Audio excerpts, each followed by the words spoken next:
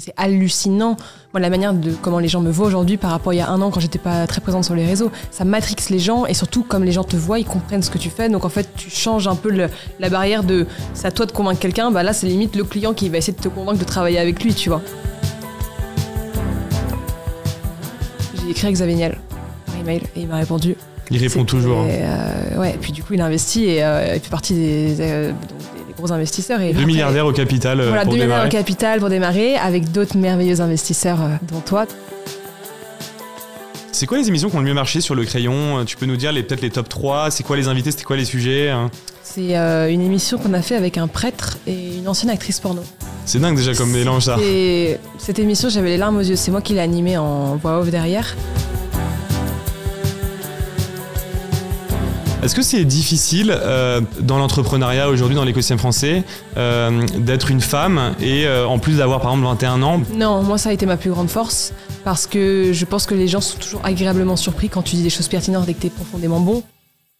Salut Sixtine, comment tu vas? Bah, super, et toi? Ça fait plaisir de te recevoir. La dernière fois qu'on s'est vu, c'était dans l'émission Charabia. Ouais, exactement. On s'est recroisé depuis? Harold, et on s'est pas recroisé depuis. C'est là où c'est Ruben Tayeb qui nous a présenté. Je te connaissais pas avant.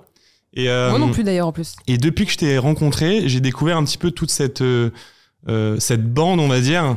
Vous êtes jeunes entrepreneurs et vous êtes tous amis. Et je vous ai vu débarquer un petit peu sur les réseaux sociaux et j'ai été impressionné. Parce que moi, quand j'avais 21, 22 ans, j'étais pas du tout aussi mature, tu vois. Et je me demande d'où ça vient en fait. Comment vous faites pour être tous autant matures, tous autant entrepreneurs? Vous vous mettez en avant, vous avez une forte maturité. Et moi, c'est ça qui m'a impressionné chez vous, on va dire. Est-ce que tu peux nous dire quelque chose par rapport à ça? D'où ça vient, cette maturité? Je pense que c'est un tempérament que tu as déjà à la base. Et puis après, le fait de côtoyer des gens pertinents et qui avancent vite, ça te fait que tu n'as juste pas le choix d'avancer plus vite. Donc en fait, c'est un peu cette force du collectif de t'avancer ensemble. Mais en soi, il n'y a pas eu forcément d'études spécifiques, il n'y a pas de surdoué ou de qu'importe. Enfin, c'est juste, tu travailles plus, tu comprends plus vite les choses et tu t'entoures surtout bien. Tu faisais quoi avant du coup de lancer ta boîte que tu nous présenteras juste après? J'étais au lycée. Et puis j'ai fait après un petit peu des études parallèles de communication marketing digital mais qui ne m'ont servi à rien du tout. Mais du coup, je faisais écrire en même temps, j'avais beaucoup de temps pour le faire donc c'était très bien. Mais du coup, j'étais au lycée. Tu sais, vous avez un point de vue avec ton frère Valorant avec qui tu as lancé ta boîte. Je vous ai entendu parler sur l'école. Vous n'êtes pas fan du système éducatif français, j'ai l'impression, non? Pas trop. Moi, j'ai eu la chance de pouvoir faire le lycée français à Lausanne, en Suisse. Donc c'était le système français, mais juste à Lausanne. Et il y avait déjà une énorme différence parce que les professeurs qui étaient là vraiment parce qu'ils aimaient ça et pas par contrainte ou parce que juste ils voulaient gagner leur vie. Donc ça change complètement ta manière d'enseigner et donc ça change complètement à un élève sa manière d'apprendre et de voir les choses. Moi, j'ai adoré le lycée et détesté le collège que j'avais fait à Paris, par exemple. Et donc du coup, tu as fait lycée et après tu es allé jusqu'où? Parce que vu que t'es jeune, je me permets parce que... Bien sûr, non, j'ai quand même commencé à la Sorbonne quelques mois, j'avais détesté donc j'ai arrêté. Et puis je suis rentrée en cours d'année dans une école de communication marketing digital que j'ai eu un bachelor, ça ne m'a servi vraiment à rien, j'ai pas du tout aimé. Mais ça m'a permis justement de réaliser ce que j'aimais, ce que j'aimais pas et surtout d'avoir du temps pour me consacrer au crayon. Mais j'ai pas un énorme background universitaire et en fait ça ne me servirait à rien parce que j'apprends 10 fois plus avec ce que je fais aujourd'hui. Donc tu penses que c'est mieux à la sortie de ces études pour quand t'es entrepreneur ou entrepreneuse de lancer sa boîte directement plutôt peut-être que de faire 5 ans d'études et de la lancer après? Tu recommanderais peut-être plus ça? Moi, par mon expérience, oui, ou en tout cas, au moins de faire les deux en même temps. Parce que de toute façon, quand tu fais des études, sauf quand à la limite t'es en prépa pendant 2 ans, t'as du temps à côté. Donc c'est juste après une question de priorité si tu préfères sortir ou travailler sur ta boîte. Comment elle s'est fait cette bande alors? Parce qu'il y a, je commence à un petit peu connaître toute votre bande. Il y a Maxime Pinchot, ouais. Qui a plus de 500 000 abonnés sur Instagram. Et si on prend tout confondu, ça doit être des millions, ouais, sur millions, TikTok. Dorian aussi, c'est aussi un ami à vous. Aussi, ouais. Dorian, Jules qui a une boîte qui s'appelle Extra Student. Exactement. Non? Du coup, toi et Valent, et du coup, vous avez tous 21, 22, 23, on va dire max. Exactement, enfin, mes associés ont 26, mais sinon, Jules, Maxime et moi, enfin, eux, ils ont 21 ans, moi, j'en ai 22, et puis après, Dorian, pareil, 25, là, un truc comme ça. Mais en fait, c'est juste qu'on s'est rencontrés via l'écosystème, on est devenus amis très vite, et en fait, on avait cette valeur commune du collectif, ce qui faisait que, en fait, on adorait s'entraider sans rien demander en retour, on avait les mêmes valeurs communes de, on est ensemble, on gagne ensemble, on perd ensemble, et donc ça fait qu'on est naturellement devenus amis. Et puis on suit beaucoup les projets des uns et des autres, parfois on fait du business ensemble, des soirées ensemble, donc en fait, à la fin, automatiquement, tu te lies d'amitié avec eux. Vous êtes devenus potes à côté. Après, quand je te parlais de maturité tout à l'heure, c'est que je te vois aborder sur les réseaux des sujets, particulièrement toi d'ailleurs, par rapport au groupe, sur des sujets d'intelligence émotionnelle, de haut potentiel émotionnel, intellectuel, etc. Et moi, c'est des sujets, tu vois, que j'ai découvert, je sais pas, peut-être autour de, allez, peut-être 30 ans. Comment t'expliques ça? Est-ce que le fait que les réseaux sociaux mettent de plus en plus des contenus comme ça te permet d'y avoir accès et du coup de plus vite gagner en maturité sur ces sujets ou pas? Parce qu'encore une fois, je suis impressionné parce que voilà, moi je me rappelle, à cet âge-là, voilà, je trouve qu'on peut encore manquer de maturité sur le professionnel. On peut encore être là à perdre du temps avec ses amis, à jouer à la console, à perdre du temps, quoi. Non, ça c'est sûr. Et moi, c'est YouTube qui m'a beaucoup appris ça. YouTube est un puits de savoir qui est monstrueux. D'ailleurs, Valorant a fait la majorité de son éducation sur YouTube, son éducation, je veux dire, culturelle et professionnelle. Et moi, c'était un mec qui s'appelait Yann Piet, que je suivais beaucoup à une époque. C'est Valorant qui me l'avait fait découvrir, qui est un mec vraiment brillant sur des conseils. Lui, il est vraiment sur des conseils amoureux, plus qu'autre chose. Mais en fait, moi qui suis passionnée d'intelligence sociale, parce que je suis une hypersensible, donc je dois toujours fonctionner à l'humain. Et j'en ai d'ailleurs beaucoup subi les conséquences, parce que on peut te blesser très facilement, t'es hyper susceptible. Mais en fait, quand t'arrives à travailler ça et ne plus devenir susceptible, mais que ça devienne juste une force, c'est très facile pour négocier avec des gens, comprendre mieux ce dont ils ont besoin, parce qu'en fait, tu deviens hyper empathique. Donc en fait, pour le business, c'était hyper utile et j'ai bien compris ça. Ma mère m'a beaucoup aidé à le comprendre parce qu'elle travaillait dans une boîte américaine. Donc en fait, elle m'avait déjà dit que c'était un peu déjà la mentalité américaine d'être comme ça. Et donc en fait, ça a clairement changé ma vie. Et c'est pour ça qu'aujourd'hui, je suis l'une des principales commerciales de la boîte, juste parce que j'adore ça, mais parce qu'en fait, c'est non-stop des relations humaines, plus que juste de la négo au sens propre du terme. Est-ce que l'hypersensibilité et l'hyperempathie dont tu parles, c'est pas à la fois un énorme fardeau et en même temps un énorme pouvoir? C'est-à-dire que si tu le maîtrises pas, ça sera un fardeau pour toi toute ta vie parce que t'es hypersensible, tu subis tout. Ouais. Ça peut être dans les relations, ça peut être dans tout. Par contre, quand tu arrives à le maîtriser, ça peut devenir un super pouvoir, justement. Et j'ai l'impression que, est-ce que c'est pas ça ta force d'avoir appris à manier ce pouvoir-là pour devenir une super sales, une super entrepreneuse? Ah si, mais complètement. Au début, c'était je disais à tout le monde, c'est mon plus gros défaut et ma meilleure qualité. Et en fait, à force de prendre des coups et juste d'accepter et de mûrir, aujourd'hui, c'est devenu vraiment qu'une force et plus du tout une faiblesse. Comment t'as appris du coup à prendre le contrôle sur ça? Parce que c'est pas simple, on parle d'émotions, tu vois, il n'y a pas de livre qui te disent comment une émotion ça gère, tu vois. Non, c'est juste essayer de rationaliser la chose et juste d'encaisser les coups. D'encaisser les coups, accepter l'échec. Et moi, je suis quelqu'un d'hyper optimiste. Donc, ce qui fait qu'aussi n'importe quelle chose négative qu'on te dit ou que tu vis, tu le prends en fait du bon côté de la chose. Donc, ça te fait en fait beaucoup plus relativiser sur tes émotions. Génial. Du coup, tu peux nous présenter un petit peu la boîte que tu développes? J'allais dire les boîtes, mais en fait, c'est un groupe, donc il y a plusieurs entités dedans. Voilà, tu peux nous présenter ce que tu développes actuellement. Alors, on a le Crayon, donc aujourd'hui le premier média de débat des jeunes. On fait des gros débats de société et politique. On reçoit tout style de personnes, n'importe quelle en tout cas, idée qui devrait être challengée. Et puis là, donc on est sur YouTube principalement, évidemment tous les réseaux sociaux.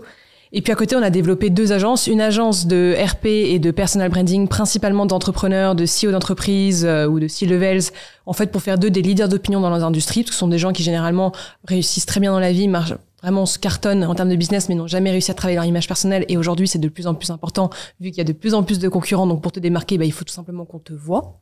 Donc, c'est hyper utile de faire ça. Et ils ont surtout, je pense, autre chose à faire que de développer leur compte LinkedIn. Parce qu'au début, quand tu lances ta boîte, ou que dans les premières années, t'es encore beaucoup dans l'opérationnel. Et ensuite, on a une autre agence qui s'appelle Le Pinceau, qui est notre agence d'intelligence économique et d'influence. Donc, en gros, c'est un peu toutes les grosses actions coup de poing pour mettre en avant une marque ou une entreprise sur les réseaux, avec des campagnes ou non, avec des leaders d'opinion. Donc là, c'est plutôt avec des grosses boîtes, genre des B2B, donc des BNP, Google, Sciences Po, etc., avec lesquels on travaille.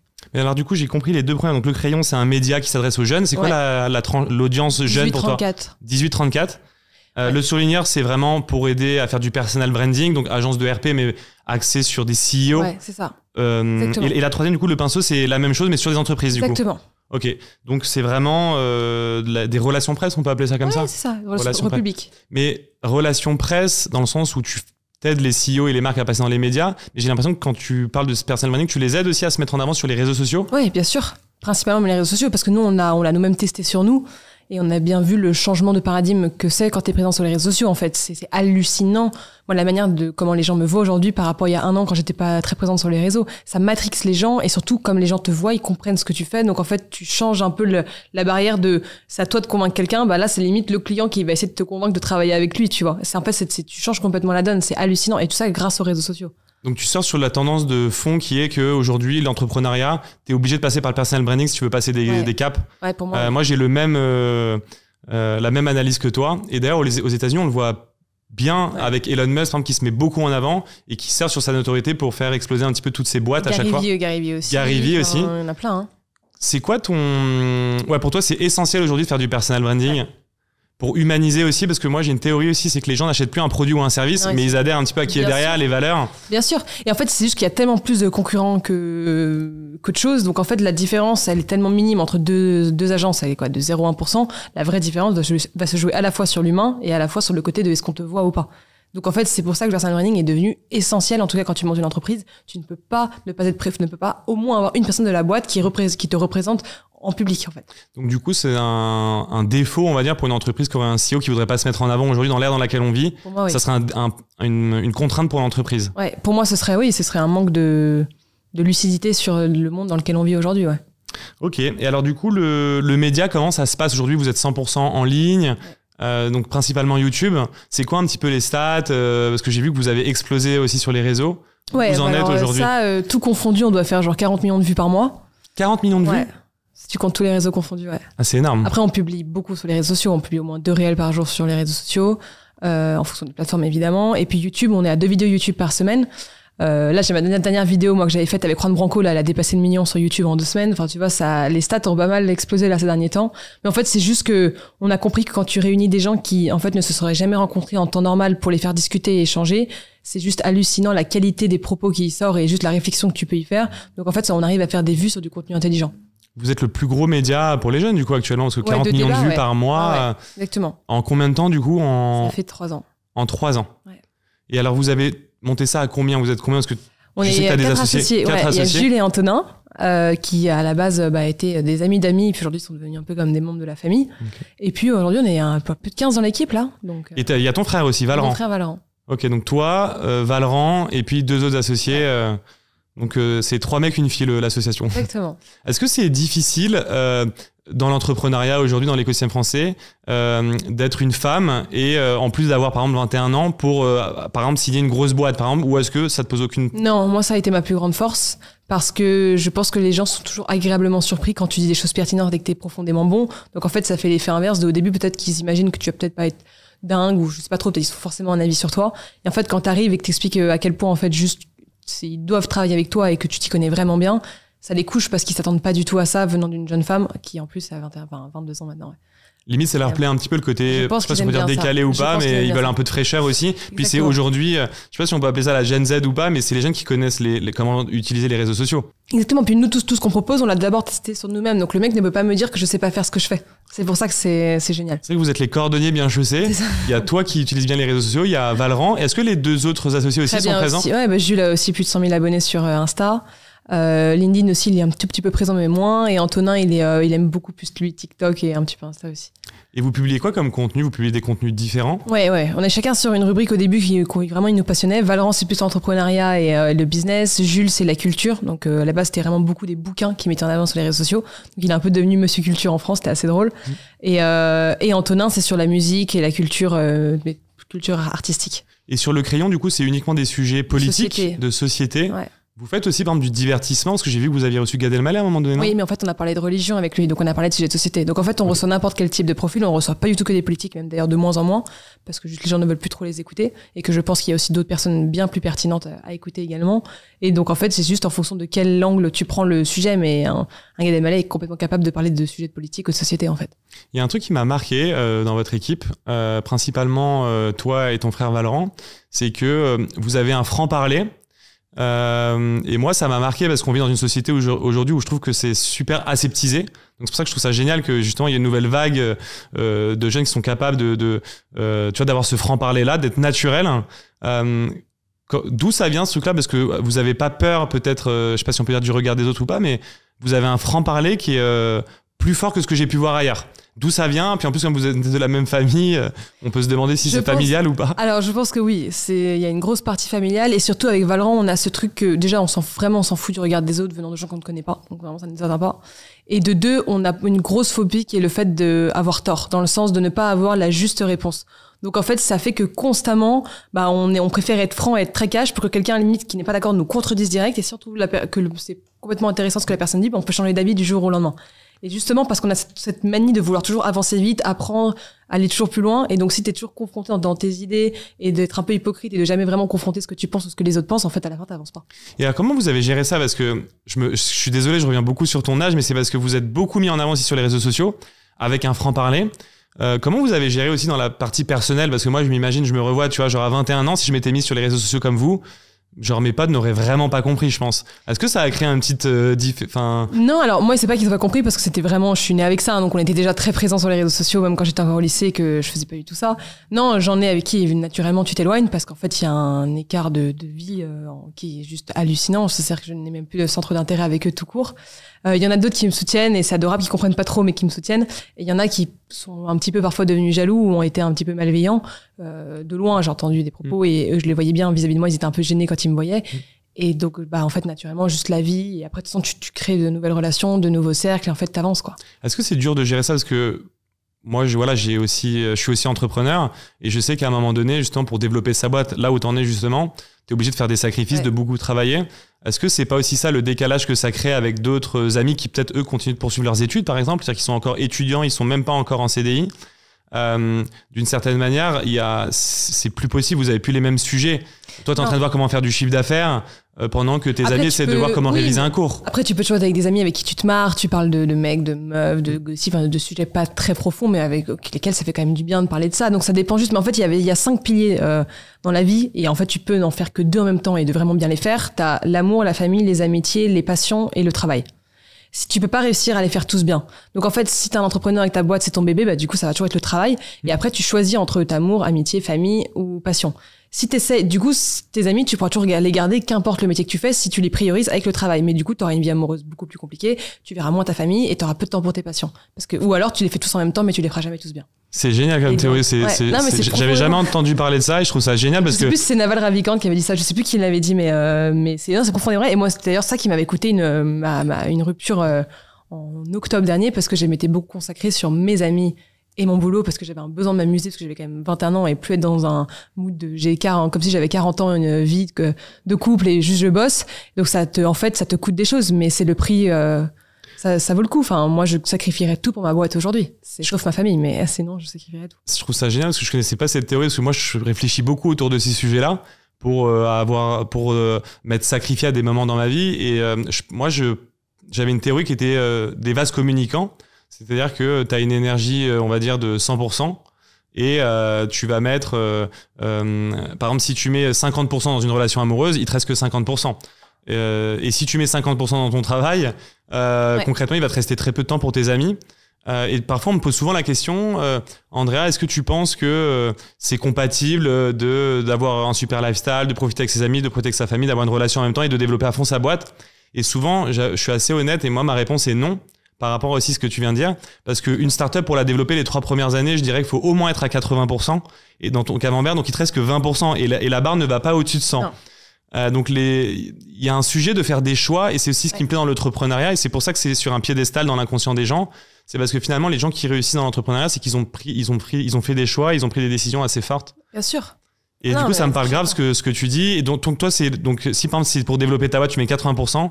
En gros, après, c'est 20%. Tu dois choisir un des 4. Tu peux pas faire les 5 en même temps. Donc après, ce qu'il faut réussir à, d'où la communication qui est hyper importante, que ce soit avec tes amis, ta famille ou la personne avec qui t'es, juste pour, en fait, expliquer les choses et comment ça va se passer. Et après, juste essayer d'alterner tous les temps de temps, 20% par-ci, 20% par-là. Mais en tout cas, de les avoir tous en même temps, c'est impossible. T'en as forcément certains que tu feras moins bien que d'autres. Comment tu fais, toi, du coup? Là, t'es dans la phase de développer ta boîte, donc et puis là, t'es au maximum de. En fait, il faut trouver des fréquentations amicales ou amoureuses qui ont le même train de victoire. En tout cas, qui comprennent parce que soit leur boulot les passionne ou en fait, oui, ça leur prend beaucoup de temps. Mais en tout cas, des gens qui ont le même style de vie, ce qui fait que c'est en fait beaucoup plus facile parce qu'ils ne te reprochent pas si t'es pas beaucoup libre parce que eux ne le sont pas non plus. Ils ne te reprochent pas, en fait, juste tout parce qu'ils vivent la même chose.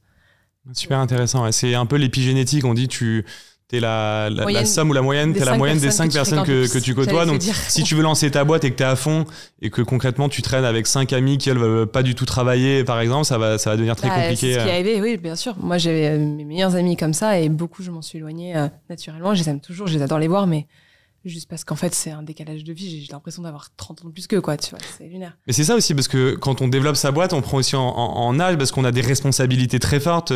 On doit se payer des salaires. Si on signe pas un contrat, on va peut-être devoir licencier quelqu'un. Ouais. Tu fais face à des problématiques de gens qui ont 50 ans. Bien sûr.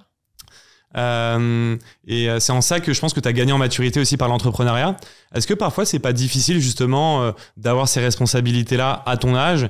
Et voilà, est-ce que ça t'est arrivé parfois de dire putain mais c'est difficile en tout cas parce que je dois faire des sacrifices, ou t'es tellement passionné que en fait tu kiffes et c'est facile? Ça a été parfois à certains moments difficile, mais je pense comme tout entrepreneur. Mais en fait, j'aime tellement ça, c'est-à-dire que là, tu vois, j'étais en congé les derniers jours.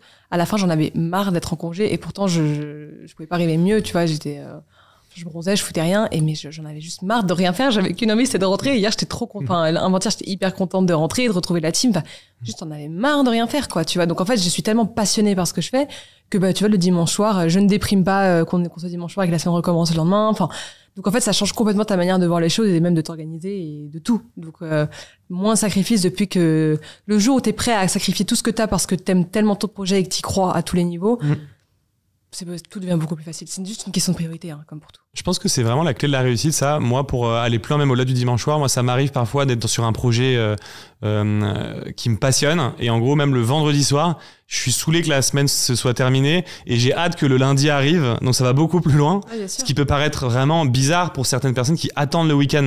Il peut y avoir un dismatch énorme quand toi, en fait, t'attends vite le lundi. Les gens attendent le week-end et sont méga contents le vendredi et méga déprimés le dimanche soir.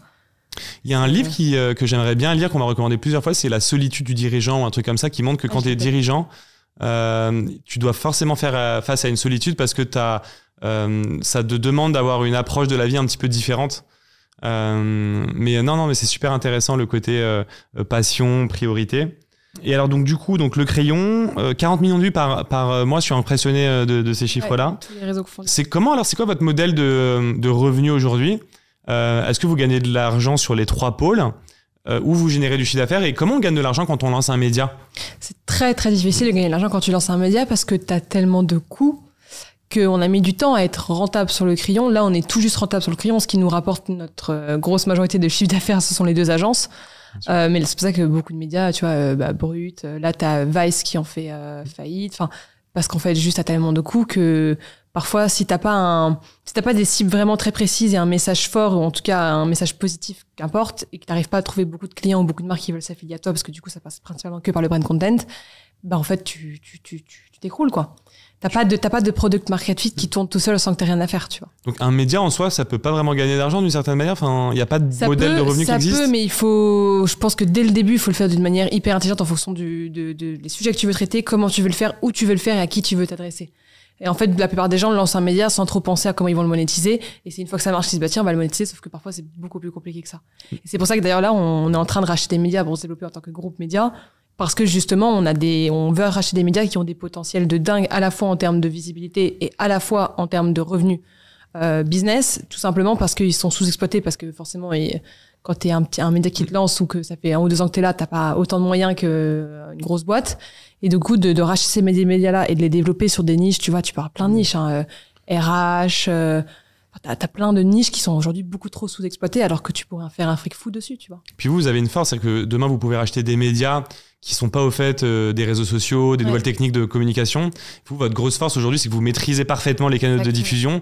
Et donc demain, vous pouvez acheter un média, même peut-être un jour, je sais pas, un magazine papier que vous lanceriez en digital et que vous feriez exploser grâce à vos techniques. Voilà, exactement. Et même, on s'est rendu compte, les grosses chaînes de télé ou de médias traditionnels, mais sont sur le digital. J'ai jamais vu ça. Des gens qui s'y connaissent aussi peu sur le digital pour des médias qui sont les plus gros médias de France, tu vois. Juste parce qu'ils ne comprennent pas les codes et en fait ils ne comprennent pas qu'un jour la télé va disparaître, donc en fait juste ils ne s'adaptent pas, ils vont disparaître tout court, quoi, tu vois, et ils ne comprennent pas ça parce qu'en fait les gens qui dirigent ces gros médias là sont des gens d'une autre génération, donc ils ont l'impression que c'est juste une phase et que ça va passer, mais en fait non, quoi. Donc ils ont pas encore fait ce changement de paradigme là, d'où le fait qu'aujourd'hui pour les médias digitaux il y a un énorme boulevard. Ok, donc pour toi il y a une opportunité de marché énorme, et c'est ce que vous voulez faire en fait à terme. Ta vision globale, c'est d'avoir un groupe média très présent sur le digital. Exactement. Est-ce que vous aviez des concurrents sur la cible 18-35 ans dont tu parlais avant, quand vous êtes arrivé? La cible 18-35 ans, il y a beaucoup de médias qui la visent. Après, nous, on la vise d'une manière où on n'est pas un média d'actualité chaude, on est un média d'actualité plutôt froide, c'est-à-dire que tu regardes la vidéo dans 6 mois, elle a toujours autant d'intérêt, donc c'est-à-dire que on n'est pas du tout un Hugo Décrypte bis, ni un Gaspard G, ni un Thinkerview, parce qu'en fait on ne traite pas ce genre de sujet-là. On va dire le média qui pourrait le plus nous ressembler en termes de forme, c'est je pense Thinkerview, des grosses interviews longues, sauf que nous on fait des débats, mais en fait ce qui nous ressemble le plus, c'est je dirais les émissions de Frédéric Tadei de l'époque, qui étaient gros débats en direct, qui recevaient tous les bords politiques, tout le style de personnes, et les gens débattaient, ce que lui il le faisait à la télé. Mais nous c'est un petit peu ça que je pourrais dire la chose qui nous ressemble le plus de ce qu'on fait aujourd'hui. Mais en fait, personne ne fait ce qu'on fait aujourd'hui. On n'a pas de concurrent direct. Vous avez je me demandais si vous aviez des politiques dans vos familles ou pas, parce que lancer un média de société non, moi, pour les 18-35 ans, c'est aussi atypique dans l'idée, parce que c'est se dire que les jeunes aussi vont s'intéresser à la politique dans un monde où on pourrait se dire, franchement, la politique, ça nous saoule. Oui, non, alors, on en a il y a 200 ans, tu vois, un homme qui s'appelait Maurice Berthaud, qui a fait être président de la Cour des comptes, donc c'est comme le président de la République dans le 19e siècle, fin 19e siècle. Donc lui, à la limite, il fait de la politique, parce qu'il y a tellement longtemps que non, ça n'a aucun rapport. Peut-être lié à ça qu'on est autant passionné de politique dans la famille, mais on n'a pas fait de politique, pas du tout. Juste, on adore ça. Et puis, non, c'est juste que le débat, c'est passionnant. Et quand tu vois les stats que fait TPMP, donc c'est sur du débat, donc pas un niveau intellectuel élevé, mais ça reste du débat. Les émissions de télé-réalité, c'est du débat à un niveau catastrophique, mais ça reste des gens qui se gueulent dessus et qui ont des arguments. Je parle pas du niveau, mais juste de la forme. Donc en fait, le débat a toujours passionné les gens. Les gens adorent voir des gens se fighter, soit pour du divertissement, soit vraiment pour affiner leurs idées. Et donc nous, avec le Crayon, c'est ça en fait. Est-ce que vous avez un site internet aussi ou pas? Parce que alors il est en train d'être mis à jour, okay. Il est dispo, mais il est en train d'être mis à jour. Mais oui, on en a un. On a très peu utilisé, en fait. On n'a jamais fait de SEO. C'est pour ça que je pensais à ça. Je me suis dit, quitte à avoir un média, tu vois, j'en profite pour vendre mes services, mais avoir un site internet, je pense que ça serait une bonne idée aussi. Est-ce que vous avez prévu d'avoir un magazine papier un jour? Non, aussi, peut-être? Ça sert à rien. À la limite, si un jour on développe un truc comme ça va être une newsletter, mais... Une newsletter à la limite. Mais alors, 40 millions de vues par mois, et il n'y a pas de... Parce que concrètement, sur YouTube, même si tu fais 40 millions de vues, c'est payé. Tu peux gagner combien avec 40 millions de vues? Alors, sur YouTube, tu fais pas 40 millions de vues sur YouTube, parce que là, à mon avis, tu gagnes beaucoup. 40 millions de vues, tu gagnes beaucoup. Non, YouTube, ça rapporte... Je sais pas, non, c'est pas énorme. Ça rapporte entre 3 et 6K par mois, en fonction des vues que tu fais. Oui, mais au bout de 3 ans et demi tu vois, donc c'est pas énorme. Et après, t'as Snapchat qui rapporte aussi un petit peu. T'as TikTok aujourd'hui aussi un peu. Là, Instagram, ça va pas tarder à s'y mettre, et Facebook aussi bientôt. Mais juste, c'est pas ça qui te rapporte de l'argent. Ça, c'est vraiment, c'est le minimum. C'est vraiment le brand content ou la location de studio. Donc, du coup, parce que forcément, quand on a tout le matériel qu'il faut, toutes les équipes, du coup, on met nos studios à disposition pour des podcasts. Donc, c'est utile. Mais du coup, quand tu parles des opérations de brand content, c'est des opérations avec des marques qui vont cibler les jeunes. Exactement. Donc, ils peuvent venir faire de la publicité aussi sur votre média. Ça. Mais aujourd'hui, c'est plus votre vitrine. Oui. Pour vraiment vos revenus, ils viendront toujours de la partie agence. Pour l'instant, au long terme, on va faire les choses différemment. Mais là, en tout cas, pour la prochaine année ou 2 prochaines années, ça va être toujours les agences. Ouais. Est-ce qu'on peut imaginer aussi, je pose plein de questions comme ça à chaud, parce que ça m'intéresse vachement, le fait d'avoir un média. On sait qu'aujourd'hui, parfois, tu as des articles, par exemple, dans les Échos, où tu dois payer pour le lire. Ouais. Est-ce que vous, à terme, on peut imaginer aussi que pour voir certains articles ou des vidéos, on doit payer un abonnement, tu vois? J'ai l'impression que c'est comme ça qu'il y a de l'argent. On faire un système comme ça, mais non, je pense pas qu'on va le faire comme ça. On trouvera un autre product market fit, qu'on est en pleine réflexion là-dessus, mais ce sera pas forcément ça. Non, je pense pas. Après, je sais pas, ça change tellement, c'est pas toi que je vais l'apprendre en l'entrepreneuriat, ça se trouve dans 3 mois, on aura tout revu, donc j'en sais rien, mais je pense pas qu'au long terme on fera ça. Non. Est-ce que tu penses qu'on voit les réseaux sociaux qui commencent à rémunérer de plus en plus les créateurs de contenu? Ouais. Tu parlais d'Instagram et de quoi d'autre juste avant? Facebook aussi? Ah, je savais pas. Facebook pas tardé. Je crois que Facebook a déjà commencé. Parce que TikTok, quand tu fais une vidéo de plus d'1 minute, tu peux gagner de l'argent sur ta vidéo. Et donc, tu penses que Instagram et Facebook vont permettre de gagner de l'argent? Est-ce que tu penses que justement, c'est dans cette idée d'opportunité en tant que média, le fait que les réseaux sociaux rémunèrent les créateurs de contenu, ça va être aussi des opportunités business pour un média comme le tien, où justement, si toutes les plateformes commencent à rémunérer tes vues, ça va forcément augmenter tes revenus à toi, tu vois? Ouais, non, c'est mieux. Moi, je suis d'accord. Et moi, je suis même pour que les plateformes fassent ça. Déjà, ils sont sûrs de garantir que les créateurs vont rester sur la plateforme, parce que tu as tellement de choix qu'un créateur de contenu pourrait décider du jour au lendemain d'arrêter Instagram et d'aller ailleurs.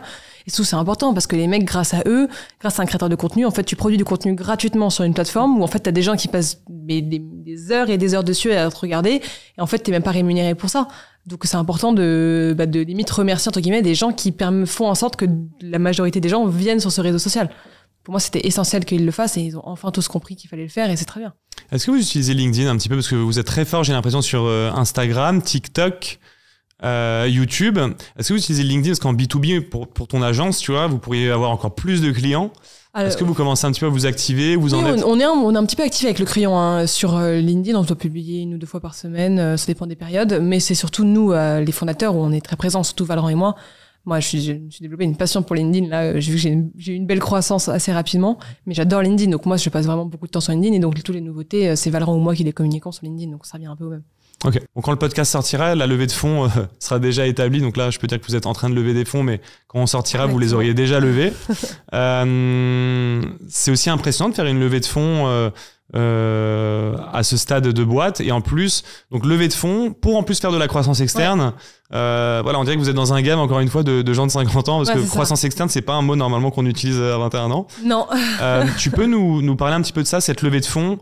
Les anecdotes aussi, parce qu'il me semble que tu avais contacté Xavier Niel par email et qu'il t'a répondu assez vite. Et puis aussi que tu avais réussi à lever des fonds auprès d'un fonds et que les conditions t'allaient pas, que tu avais refusé ça. J'ai trouvé ça super atypique aussi parce que vous aviez un accord pour lever des fonds avec un fonds et vous avez préféré dire non pour aller à autre chose, tellement vous étiez confiant du fait que vous alliez y arriver. Exactement. Alors, en fait, on est là, on est complètement rentable et tout se passe très bien. Juste, en fait, on a envie d'aller un peu plus vite et d'accélérer ça. Et surtout, on a vu cette brèche de marché on veut devenir un groupe média. On est passionné par les médias. Moi, si j'avais pas fait le crayon, je serais devenu, je pense, journaliste. J'adore ça. Valran est un vrai entrepreneur, donc lui, il adore développer des projets.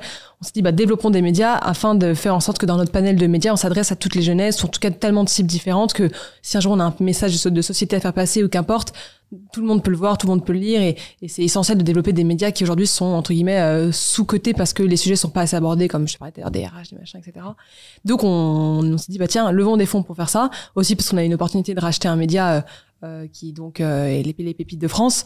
On s'est dit go, levons des fonds. On a levé des fonds, on avait un fonds que je ne vais pas citer avec lesquels on discutait, tout se passait très bien, c'est même eux qui nous avaient donné l'idée de lever. Tu veux pas les citer, non? Non, je veux pas les citer. Okay. Et parce qu'en plus tout se passe très bien avec eux, donc ça servirait à rien. Mais et puis en fait on a refusé parce que les conditions ne nous convenaient pas du tout. En fait, et on était en mode on lève pour faire de la croissance externe, tout se passe très bien. Ça ne ressemblait pas les conditions dans lesquelles c'était. Ça a changé trop de choses. Et on veut garder la totale gestion de tout ce qu'on fait parce que c'est comme ça que les gens nous adorent et c'est comme ça qu'on cartonne aussi bien.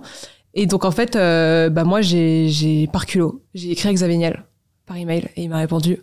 Il répond toujours. Ouais, mais moi vu l'email que j'avais écrit, je savais qu'il me répondrait parce que ça allait forcément titiller sa curiosité. Et puis vu le projet, je crois tellement en ce que je fais que je pensais qu'il le ferait.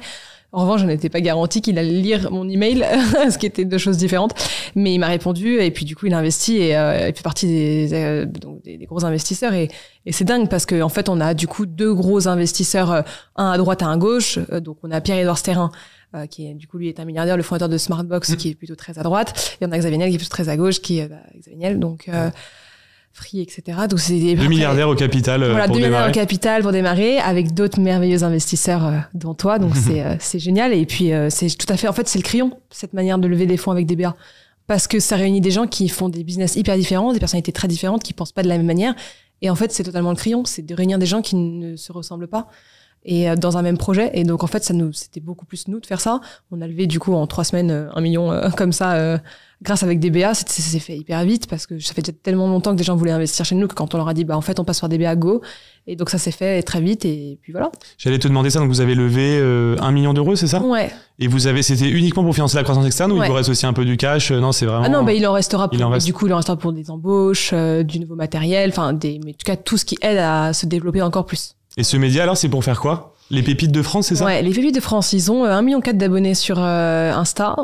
C'est monstrueux ce qu'ils font. En fait, ils mettent en avant toutes les pépites de France. Donc, ça peut se développer dans plein d'autres critères différents. Ça peut être des produits de terroir, des restaurants, ça peut être tout. Enfin, juste les Pépites de France, avec le nom, c'est incroyable. Et puis, ils ont aussi une application où tu peux payer pas très cher et t'as vraiment des recommandations incroyables de lieux, d'endroits, de tout. Et en fait, ils sont déjà, je crois, à 300 000 utilisateurs en même pas 3 mois sur l'application, et dont, je crois, 5 000 qui payent ou un truc comme ça. Enfin, c'est déjà hallucinant, les statistiques. Donc, en fait, en termes d'image de marque, de projet et le côté financier, c'est totalement incroyable, ce média. Moi, j'y crois profondément. L'un des cofondateurs que l'on va intégrer dans l'équipe, qui va devenir du coup le rédacteur en chef de Les Pépites de France, qu'on va garder avec nous, est à la base un très bon ami qui s'appelle Lucas. Donc en plus, c'est un vrai plaisir de travailler avec lui. Donc en fait, tout s'est tout est bien fait naturellement. Ah, c'est génial, donc il va intégrer les équipes avec vous. Donc l'un des cofondateurs qui était majoritaire nous revend toutes ses parts, qui était extrêmement majoritaire, et donc Lucas garde un tout petit peu de ses parts et vient en interne avec nous. Un nouvel associé dans le groupe. Exactement. C'est quoi les conditions qui ont fait que tu n'as pas voulu signer avec le fonds? Qu'est-ce qui fait que quand on est entrepreneur, on se dit non, finalement, ça m'intéresse pas, je préfère aller avec des BA, avoir plus de liberté d'agir? Qu'est-ce qui t'a freiné un petit peu? J'avais l'impression qu'on allait se retrouver dans une prison, là où en fait on a fait tout ça pour être libre. J'adore ma liberté avec le crayon et de faire ce que je veux, gagner ma vie comme je veux, refuser d'être avec un client. Enfin, c'est une liberté, c'est un luxe que la majorité des gens rêvent de s'offrir, que j'ai travaillé comme une folle pour réussir à me l'offrir. Et en fait, là, je me retrouvais dans un truc où en fait, j'avais l'impression de faire machine arrière, on va se retrouver bloqué avec des conditions, limite de devoir demander la permission dès qu'il y a le moindre petit truc, machin. Des conditions vraiment, moi, que j'estimais pas si un jour on voulait revendre nos parts ou qu'importe. Et j'étais en fait en mode, est-ce qu'on est vraiment sûr, alors qu'on est rentable, que tout se passe bien, de vouloir faire ça, de se retrouver dans une prison? Enfin, moi, ma liberté, j'y tiens trop. Et on s'est posé les bonnes questions. Et moi, j'ai dit au garçon, je suis désolée, mais moi, je refuse. Je vais écrire à Niel et on va voir. D'ailleurs, petite anecdote, est-ce que Xavier Niel, il a accepté d'investir sur le mail? Enfin, il t'a répondu, genre, c'est-à-dire que ça, il a investi dans l'email, quoi. Ça, c'est génial. Et après, il m'a mis en copie avec ses équipes et tout. Mais oui, en plus, il a investi à titre perso. Il a investi même pas avec son fonds Kima, qui est son fonds de média. Il a investi à titre perso. Ce qui était dingue. Enfin, je te promets, c'était ce jour-là, mais l'ascenseur émotionnel, j'ai pleuré de joie. C'était hallucinant parce que la veille, on était en mode, est-ce qu'on se force à lever avec un fonds avec lesquels on s'entend très bien avec eux? Il n'y a pas de débat. Juste, on était des conditions. Moi, je me sentais bloquée, tu vois, et je voulais pas. Et du jour au lendemain, Niel nous répond et on avait déjà d'autres investisseurs, BA, qui nous a dit, si jamais vous faites avec des BA, nous, on est chaud. Donc, on s'est dit, bon, bah, si en plus, il y a Niel, go, quoi. Et puis, c'est une consécration un peu d'une certaine manière d'avoir Xavier Niel qui investit dans sa première boîte. Je trouve que c'est gratifiant aussi. Gratifiant et ça c'est rassurant aussi parce que toi, tu crois à fond ton projet. T'as beau avoir tout le monde qui te félicite tout le temps et tu fais non-stop, tu reçois des félicitations. D'avoir quand même un mec qui a aussi bien réussi à investir comme ça en si peu de temps, là, tu dis ok, j'ai bien raison de croire en ce que je fais et de me battre tous les jours, quoi. Grave. Et au niveau de la liberté, comment ça se passe? Parce que quand tu fais rentrer des investisseurs et que toi, tu es un média, c'est un peu particulier. Tu n'es pas une boîte traditionnelle. Là, tu es un média. Ouais. Demain, on peut imaginer, tu vois, si, par exemple, Xavier Niel est ami avec un politicien, comment tu peux gérer ça? Comment tu gardes ta liberté un peu? Et à quel point ça peut être délicat, tu vois? Ça fait partie des conditions de la levée. Okay. Et du coup, ça fait partie justement de cette liberté-là aussi dont je te parlais, en fait, notre ligne éditoriale nous appartient. C'est nous qui faisons ce qu'on voulait et qu'importe ce que l'investisseur me dira, ça ne changera rien. Et en fait, c'est lié avec les conditions que lesquelles tu mets à la base dès le départ quand tu signes le term sheet, en fait, tu vois. Donc, voilà, nous, on ne lève pas pour se retrouver bloqué avec quelqu'un qui nous dit quoi faire. En fait, non, on veut, genre, t'es quelqu'un de droite et tu veux pas recevoir quelqu'un qui pense plutôt à gauche pour X ou Y raison. Bah, en fait, si, on va quand même le recevoir. Et inversement. Okay. Tu veux pas qu'on reçoive quelqu'un qui vote Zemmour. Bah, si, on va le recevoir si on estime que c'est pertinent sur le moment de le recevoir, en fait. Et en fait, on s'en fout de ce que les investisseurs vont nous dire. Évidemment, on les écoutera et on va essayer de challenger, de les comprendre et de les rassurer. Mais s'ils ont investi au crayon, c'est aussi pour cette liberté justement d'expression que l'on a de recevoir tout le monde. Et donc si tu veux changer ça, bah, tu veux changer le projet dans lequel tu as investi à la base parce que tu croyais dedans.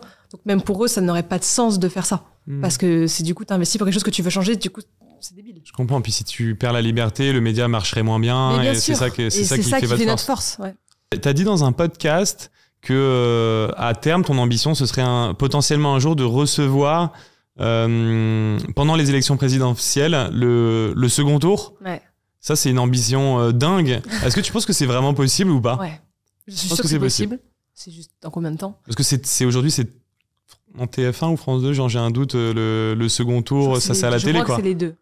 Ils mettent le journaliste de TF1 et les journalistes de France 2 qui le font tous les deux ensemble, et c'est diffusé sur les deux chaînes, je crois. Et du coup, la transition que j'ai avec cette question, c'est d'où ça vient cette ambition, ce fait d'aller de l'avant à ce point-là, cette confiance en soi, parce que comme je t'ai dit, avec ton frère, je vous vois faire des conférences, des TEDx, vous y allez vraiment à fond, quoi, on va dire. Et moi, je pars du principe que la confiance en soi, c'est quand même quelque chose qui se gagne. Moi, par exemple, je suis beaucoup plus à l'aise aujourd'hui quand je rencontre un client qu'il y a 10 ans. Comment je vous trouve prématuré là-dessus. Vous y allez vraiment en mode, je sais pas si on peut dire bourrin, ça serait péjoratif, je trouve, mais vous êtes plutôt fonceur, quoi, dans l'équipe. Oui, et puis surtout, on est confiant. Encore une fois, on aurait pu être client de nos propres services. On aurait pu être client de tout ce qu'on fait. Donc, en fait, de ce point de vue-là, t'es plus là en train d'essayer de convaincre la personne de à quel point t'es bon, à quel point c'est génial. t'en es tellement convaincu que t'es plus dans un paradigme de essayer de comprendre ce dont la personne a besoin et qu'est-ce que tu pourras lui apporter. Donc en fait, tu changes totalement ton approche dès le départ. Donc la personne elle-même est dans un autre mood dès le départ. Et d'où aussi l'importance de personal branding, c'est que les gens, quand je fais des rendez-vous, des calls avec eux, je n'ai pas besoin de leur prouver par A plus B que je m'y connais. En fait, ils sont là parce qu'ils le savent déjà. Donc en fait, c'est plutôt, si t'as besoin de quoi, est-ce que je peux être la bonne personne pour y répondre? Et est-ce que j'ai en fait envie de travailler avec toi? Ah non, vous avez beaucoup confiance en vous, en tout cas. Vous êtes sûr de vous, en tout cas. Mais parce qu'aussi, vous êtes sûr de vous. On est sûr de nous, mais aussi parce qu'on bosse beaucoup pour et qu'on essaie de rester le plus humble possible et qu'on n'a aucun problème de se tromper. Moi, j'adore me tromper, c'est là que j'apprends le plus.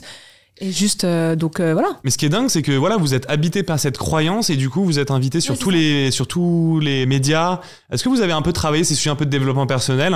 Parce que quand je te parle, je ressens un peu quelqu'un qui a travaillé là-dessus, qui a travaillé un petit peu ses croyances et qui a la croyance t'es tellement sûr et confiant de ce que tu fais que finalement, ça résonne sur le marché et voilà, on vous voit sur des plateaux de BFM, on vous voit un peu partout. Est-ce que vous avez bossé un petit peu ça? Pas plus que ça. Non, okay. Pas plus que ça. Je pense que c'est une grosse partie qui est liée à notre caractère. Et surtout que... Je sais pas, franchement. Vous êtes deux frères et sœurs et vous êtes tous les deux des grandes gueules et puis vous êtes fonceurs aussi tous les deux. Très fonceurs. Il y en a pas un qui est un peu moins fonceur que l'autre. Quand il y a des opportunités, vous y allez. Je pense que c'est une question de caractère et d'éducation aussi. Je pense que notre mère nous a beaucoup appris ça. Ok. Est-ce que tu pourrais nous donner dire des petites choses par rapport à ça? D'où ça pourrait venir? C'est... je sais pas, la valeur travail dans votre famille, elle a toujours été là? Ouais. Alors la valeur travail a toujours été là, il a toujours été travaillé. Ma mère a toujours mis beaucoup de pression pour qu'on soit bon en classe, etc. Mais en même temps, elle avait cette méthodologie d'éducation américaine parce qu'elle a toujours bossé dans une boîte tech américaine.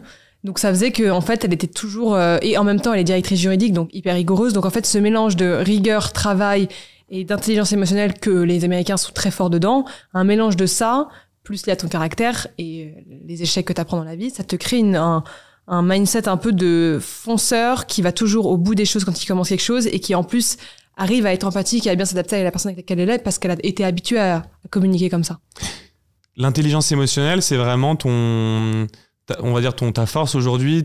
Comment tu as développé ça? Et aujourd'hui, justement, quand tu dois prendre des décisions, t'es pas du tout dans l'analyse. C'est peut-être ça, c'est pour ça, pardon, que vous êtes fonceur, c'est qu'en fait, vous avez une intelligence émotionnelle et à force de nourrir cette intelligence émotionnelle, finalement, vous alimentez votre instinct. Et du coup, c'est ce qui fait que vous êtes capable de prendre des décisions assez vite et d'y aller, quoi. Oui, et puis comme on est 4, s'il y en a un qui est pas d'accord, il le dit tout de suite. Donc en fait, aussi, on arrive très bien à challenger ce qu'on pense. On est très différents avec des idées très différentes et une manière de fonctionner très différente. Donc en fait, on essaye de se tromper le moins possible et aussi parce que l'un des associés peut challenger l'autre quand il est pas sûr de la décision. Donc en fait, ça aide aussi beaucoup. En fait, vous prenez vos décisions sur l'instinct. Vous êtes très peu finalement dans l'analyse théorique. Vous faites confiance et vous ressentez un petit peu ce que vous êtes dans les tripes. Et du coup, vous y allez sur la base de cette intelligence-là, on va dire. Alors après, ça nous a beaucoup coûté aussi parce que quand t'es un peu drivé par tes émotions, même si tu les contrôles, parfois il y a des choses que tu ne fais ou que tu ne fais pas parce que ça te prend dans tes tripes de le faire ou non. Mais aujourd'hui, c'est juste réussir à articuler entre les deux. Moi aujourd'hui, je suis devenue beaucoup plus rationnelle dans le travail que je ne l'étais avant. Aujourd'hui, si mettons je dois malheureusement renvoyer quelqu'un, me séparer de quelqu'un parce que la personne ne travaille pas bien, fait beaucoup d'erreurs et en plus humainement ça ne fit pas très bien, en fait je vais me forcer à essayer de ne pas mettre mes émotions dedans parce que sinon c'est ma boîte qui va en pâtir. Donc j'ai ce côté émotionnel de toujours très bien finir les choses et de l'aider un maximum pour que la personne retrouve un travail. C'est ce qui arrive à chaque fois qu'on sépare deux personnes et c'est pour ça que ça se passe toujours hyper bien. Parce que ça me touche quand même que la personne finisse bien, mais c'est pas pour autant que je vais la garder en entreprise si en fait ça ne matche pas à tous les niveaux. Donc c'est juste réussir à jongler entre les deux, ce qui est pas toujours facile. Moi, je déteste me séparer de gens, surtout qu'en plus, la majorité des gens dans notre équipe, je m'attache à eux. J'adore aller au travail, les voir. Certains deviennent même des amis avec qui je pourrais partir en vacances. Donc, c'est pas évident de jongler. Donc, j'ai l'impression que tu mets pas mal d'humains dans tes relations. Ouais. Pour t'avoir côtoyé à certains moments, que tu crées un lien. Et du coup, je te vois bien dans tes équipes être vraiment t'attacher aux gens. Comment tu arrives à gérer ça? Parce que, à mon avis, c'est peut-être une problématique parce que je sens quand même que comme tu fais les choses à fond, ça va avec ta personnalité, justement, le franc-parler, l'intelligence émotionnelle, etc. Vu que tu y vas à fond, les gens dans tes équipes deviennent vraiment comme, tu vois, ta famille. Tu as utilisé le mot ta famille. Comment tu arrives à gérer ça vu que ça reste du business et il faut que les gens quand même performent c'est juste qu'est-ce qui est bon pour l'avenir de ta boîte ou pas, en fait. Donc en fait, parce que l'avenir de ta boîte et la santé de ta boîte, c'est la tienne à la fin. Donc c'est juste réussir à rationaliser le truc, c'est juste de faire ça. Mais effectivement, moi je suis une énorme émotionnelle qui fonctionne énormément à l'humain, qui suis énormément drivée par mes émotions. Ça m'a beaucoup coûté. Aujourd'hui, c'est devenu ma plus grande force. Mais ça n'empêche pas que s'il faut prendre des décisions très difficiles, mais que c'est pour le bien de la personne, de nous, de tout le monde, bah je vais quand même me forcer à le faire. Mais c'est clair. Non, mais c'est pas toujours facile, ouais. En tout cas, c'est un truc que j'ai beaucoup ressenti avec toi et ton frère. Il y a un côté, vous avez un relationnel assez fort. C'est-à-dire que vous avez un contact assez, on va dire, assez facile et qui crée du lien assez facilement. C'est quoi la moyenne d'âge, du coup, dans la boîte La aujourd'hui? personne la plus âgée, elle doit avoir 37 ans, 36 ans. Vous arrivez à bosser avec elle ou il y a des mismatchs? Parce qu'il peut y avoir des mismatchs culturels que moi, j'ai déjà vécu dans ma boîte aussi. On arrive très bien à bosser avec elle. Elle est plus jeune que son âge. Elle avait elle-même une entreprise avant avec lesquelles elle s'est séparée de son associé. Donc, en fait... très facile. Elle comprend très bien l'univers, elle comprend très bien la boîte, c'est top. Et puis la plus jeune de la boîte, je crois que c'est moi. Bon, enfin, là, on a un petit stagiaire de 1 mois, donc qui a 18 ans, donc c'est lui, mais d'habitude, c'est moi la plus jeune de la boîte. On dit que c'est dur de s'associer avec ses amis. Toi, tu t'es associé avec ton frère. Est-ce que c'est difficile ou vous arrivez à gérer parfaitement? C'est la meilleure décision de ma vie. Parce que ça paraît bizarre. J'ai l'impression que vous gérez ça tellement facilement que je me dis, où est l'astuce, étant donné qu'on sait que l'association peut être difficile. Vous, ça a l'air fluide. Alors oui, alors honnêtement, c'est un bonheur de travailler avec Valorant. Franchement, moi, là, je suis partie quelques jours en congé. Ça faisait depuis je ne sais pas combien de temps que je ne l'avais pas vu, que je ne l'avais pas vu pendant 5 jours. Tu vois, c'était un délire. Mais en fait, non, on s'entend déjà extrêmement bien à la base. On est un peu comme des jumeaux. Et surtout, Valorant est quelqu'un de génial avec lequel travailler parce que même s'il est plus âgé que moi et qu'il est extrêmement brillant, il n'empêche pas que si je dis quelque chose et que je ne suis pas d'accord avec lui, que je lui explique pourquoi il a tort et qu'il se trompe sur telle ou telle chose, il va m'écouter sans problème. Il a aucun ego là-dessus. Donc c'est un bonheur de travailler avec un mec comme lui. Et en fait, il est tellement intelligent, il adore, il va vite, il avance vite, il comprend vite les choses, il est fin, il t'écoute. C'est un bonheur. C'est un petit savant fou, mon petit savant fou à moi. Et puis c'est mon frère. Enfin, c'est la personne que j'aime le plus sur cette terre. C'est la personne où je sacrifierais tout pour lui. Donc, je trouve ça génial parce que c'est... En fait, vous avez le skills, on va dire, de savoir vous remettre en question. Et donc, du coup, il n'y a pas de bagarre d'ego, c'est toujours pour la bonne idée. Ouais, et du coup, en fait, vous savez tous les deux vous remettre en question, donc ça avance toujours bien. Exactement. Mais ça aussi, même avec les 2 autres associés, parce qu'en fait, on s'est mis dans un mindset de la victoire de l'un et la victoire de l'autre. On perd ensemble, on gagne ensemble. Donc, en fait, il y en a un des nous 4 qui a une bonne nouvelle, mais on est tous trop contents comme si on la vivait nous-mêmes, en fait. C'est vraiment ce mindset hyper fraternel et très fort qu'on s'est tous impliqués naturellement entre nous. Et moi, ce que j'aime bien chez vous aussi, c'est que vous êtes des purs autodidactes quand même. C'est-à-dire que vous êtes mature sur beaucoup de sujets. À mon avis, c'est grâce aussi aux interviews, etc. Du coup, vous gagnez en maturité sur plein de sujets. Mais en même temps, en étant autodidacte, et vous n'hésitez pas à assumer des idées fortes que vous avez compris vous-même. Par exemple, j'ai vu une interview de Valorant qui parlait des problèmes du système éducatif français. C'est quand même un gros sujet. Mais il avait une conviction qu'il habitait. Et quand il en parle, franchement, tu bois ses paroles. En vrai, quand il en parle, il a raison, quoi. Ouais, et donc, vous avez des convictions fortes sur des sujets où vous êtes fait votre propre idée tout seul, donc avec votre propre intelligence, et vous êtes capable de porter la conviction, on va dire, haut et fort, en ayant un peu une grande gueule. Et je trouve que c'est un risque fort, ça, et c'est ce qui me plaît chez vous, c'est cette mise en danger. Ah, mais c'est un risque complet. Et en fait, effectivement, on fait attention aussi de pas trop se prononcer et de pas faire trop beaucoup de médias. On fait attention parce que, en fait, on veut pas que les gens associent nos idées aux médias. C'est 2 choses différentes. Donc, en fait, on fait très attention à ce qu'on dit parce qu'en fait, on met jamais en avant ce qu'on pense, que ce soit d'ailleurs quand on fait une interview, quand on passe dans un média, quand on parle sur les réseaux sociaux, on essaie d'un minimum de le faire pour pas que les gens pensent que ça parle du média. Ça, c'est aussi le truc quand t'as un média qui n'est pas politisé, dans le sens qui n'a pas de bord politique, qui reçoit tout le monde. Déjà que les gens essayent non-stop d'essayer de te mettre une casquette. Si en plus, un jour, tu parles d'un sujet assez clivant, d'un avis tranché un peu fort qui peut être relié à un bord politique, tout de suite, les gens vont tout à fait lier à ça, ça va devenir insupportable. Donc après, quand c'est des avis tranchés comme l'éducation, Valorant qui est capable de t'expliquer par A plus B pourquoi il pense comme ça, et aussi parce qu'il l'a vécu lui-même et qu'aujourd'hui, dans l'entrepreneuriat, il est du coup l'exemple du mec qui n'a jamais fait d'études brillantes et pourtant qui est brillant et qui adore ce qu'il fait et qui est très bon dans ce qu'il fait. Personne ne peut vraiment lui dire, mec, t'as tort, tu peux ne pas être d'accord avec lui, mais tu peux pas profondément dire que ce qu'il dit est faux. Donc en fait, tu peux réussir à prendre des points de vue et dire des choses quand c'est pas non plus trop clivant et que la majorité des gens peuvent réussir à comprendre ça. Mais si d'un coup tu commences à parler, je sais pas, d'écologie, d'immigration, de sécurité, tu t'embarques dans des trucs, enfin tu fais pas, tu vois. Je suis d'accord, mais moi ce qui me plaît chez vous, c'est le fait d'avoir des convictions et de les assumer. Et je trouve que tu vois, en termes de communication, on vit dans un monde qui est de plus en plus aseptisé au point que les politiques, on les entend presque plus parler parfois parce qu'en fait, on sent que c'est des discours un peu préparés. Et moi, c'est ce qui m'a plu un peu chez vous, c'est ce discours justement qui est pas du tout aseptisé, avec des convictions. On est d'accord, on n'est pas d'accord, mais il y a des convictions qui sont portées. Et je trouve qu'on on est dans une société où on a besoin de ça. Et moi, c'est quelque chose qui m'a touché chez vous et c'est vraiment marquant. moi je le remarque fortement, et je pense qu'il y a votre succès à mon avis doit être un peu lié à ça. C'est rare des gens aujourd'hui qui prennent la parole.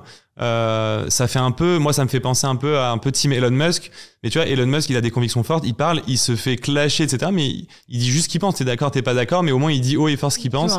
Et j'aime bien cette idée là qu'on puisse dire haut et fort ce qu'on pense, pour redonner un petit peu aussi de liberté d'expression, d'alimenter tout ça, tu vois. D'où le crayon. Tu peux dire tu dis ce que tu veux, vraiment. Tu dis ce que tu veux tant que t'acceptes que ça peut être challengé. C'est quoi les émissions qui ont le mieux marché sur le crayon? Tu peux nous dire peut-être les top 3? C'est quoi les invités? C'était quoi les sujets? Alors, il y en a une qui nous représente vraiment bien. C'est une émission qu'on a fait avec un prêtre et une ancienne actrice porno. C'est dingue déjà comme mélange, ça. Cette émission, j'avais les larmes aux yeux. C'est moi qui l'ai animée en voix off derrière. C'était incroyable. C'était le crayon. Réunir des gens, mais que tout oppose, et pourtant qui ont beaucoup de points communs, qui acceptent de discuter ensemble, de se comprendre et de réfléchir ensemble. C'est trop bien, je trouve, de faire ça. Ça a fait un carton ici, des millions de vues de tous les côtés, c'était hallucinant.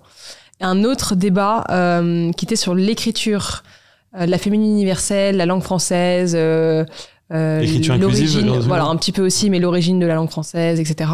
Avec une féminine universelle, d'une femme qui s'appelle Tiffany, qui a développé la nouvelle langue qui s'appelle la féminine universelle. Elle met tous les mots féminins. Elle parle qu'au féminin. Et un mec qui s'appelle Ralph Lacartouche, qui fait partie ces peu de Français qui s'y connaissent extrêmement bien dans la profondeur de sujet de la langue française. Donc en fait, on a mélangé ces deux-là. Ils font partie des 0,1% des Français qui s'y connaissent aussi bien sur ces sujets-là. Et en fait, il y a eu 15 minutes au début. 15 minutes où les mecs parlent juste de la langue française, d'où vient la langue française, genre d'histoire sur la langue française. Ce débat a fait, pareil, des cartons plein, des millions de vues sur les réseaux sociaux, tout le monde en parlait partout, il y a eu des mèmes de tous les côtés, on a été repris par tout le monde. Et au début, t'as 15 fucking minutes sur d'où vient la langue française, la culture de la langue française.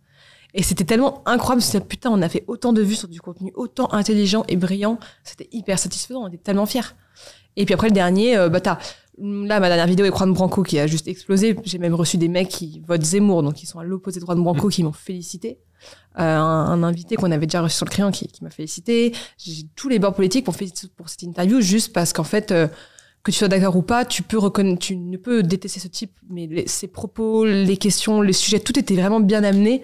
Et c'est pour ça qu'elle a d'ailleurs aussi bien marché, hein, c'est pas un secret. Mais ça, j'avais adoré la faire.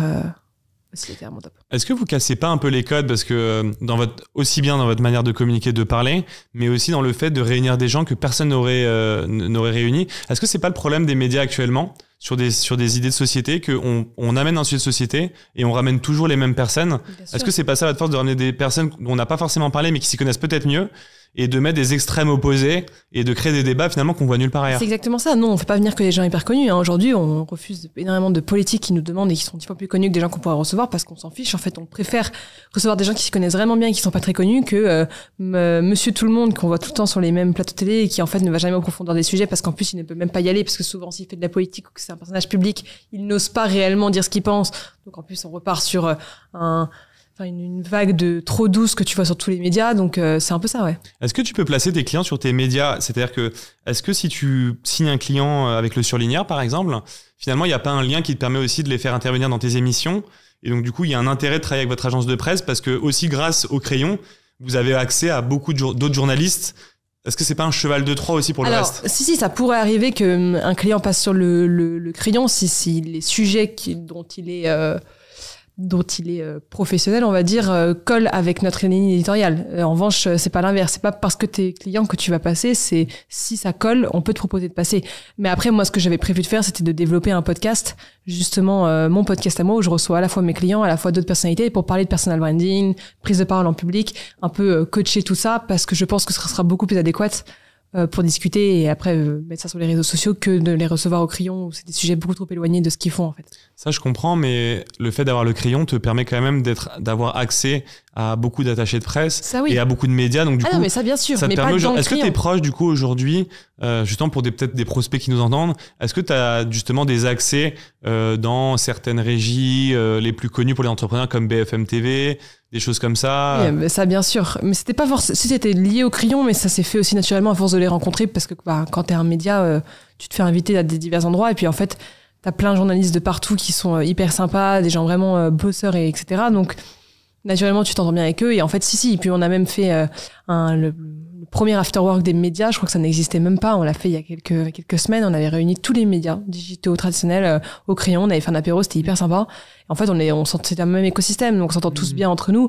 Après, c'est pas pour autant que ils vont te faire une énorme fleur si tu leur demandes spécifiquement. Il faut que cette personne se reste pertinente, il faut que les sujets soient adéquats. C'est pas non plus autant un cliché qu'on pourrait le penser aussi. Moi, ce que je trouve sympa dans ce que vous faites, c'est d'avoir des convictions, de casser les codes et d'y aller. Et finalement, ça fait un peu bouger les lignes, tu vois. Ça fait bouger les codes de faire ça, parce que tu vois, par exemple, le fait de faire le premier afterwork en réunissant les journalistes, tout ça, en fait, ça me plaît bien. C'est un mindset d'entrepreneur, en tout cas. Ouais. Aujourd'hui, le chiffre d'affaires, du coup, donc tu as le surligneur, c'est pour le personal branding, pour on va dire, des personnes physiques, et le pinceau pour des entreprises. C'est quoi le pourcentage de chiffre d'affaires? Tu fais plus de personal branding pour des CEO ou vous faites plus de presse pour des boîtes? Alors, on fait beaucoup plus de personal branding pour des CEO et entrepreneurs. En revanche, les tickets sont beaucoup plus petits que les relations publiques qu'on pourrait faire pour des grosses boîtes ou d'influence. Donc, en fait, on a 10 fois plus de clients sur le surligneur, mais à des tickets beaucoup moins élevés. Donc, je pense que le pinceau fait peut-être un peu plus de chiffre d'affaires, mais le surligneur a beaucoup plus de clients et surtout des clients récurrents. Ça coûte combien une prestation avec vous pour moi, par exemple, si je voulais passer chez vous ou une entreprise? Pour se rendre compte un peu. En fait, on a des packaging en personal branding en fonction soit des réseaux sociaux, c'est-à-dire que en fait, on a une nouvelle offre qu'on est en train de mettre en place. Donc, toi, tu es le premier à l'entendre, qui est une nouvelle offre où en fait, on va interviewer la personne. Donc, on joue le rôle de journaliste d'aller interviewer la personne pendant 1 heure. Et en fait, on lui pose plein de questions différentes. Et après, on découpe ça en 15-20 vidéos qui en fait lui servira par mois. Donc en fait, qui lui sert en fait de réel que la personne peut poster où elle veut. Donc la personne a genre au moins 20 contenus publiables à 100%. Avec un journaliste qui a fait vraiment le travail de toutes les questions, donc en plus t'as pas trop de préparation à faire, et ça typiquement on le facture 4 000 €. Mais t'as vraiment tout, hein. T'as du moment où on te prépare les questions, on tourne le matos, tout ça, au sous-titre avec la vidéo à la fin et les réels, quoi. T'as vraiment tout. 4 000 € l'interview. Ouais, tout, l'interview et tous les réels découpés, envoyés, tout fait. Ok, donc t'as des reels pour les réseaux sociaux aussi, pardon. On te donne à la personne. Ce qui est génial, ça, parce que souvent on a des interviews, mais t'as pas les reels. Or, c'est les reels qui font le plus de vues en général sur les réseaux. Exactement. Donc ça, c'est. T'as la chance aussi avec un reels, si tu poses une bonne question au bon moment, que le reels explose et qu'il fasse 1 million de vues, par exemple. C'est le Graal. Mais c'est pour ça que c'est hyper rentable pour la personne de le faire, donc ça, c'est sûr.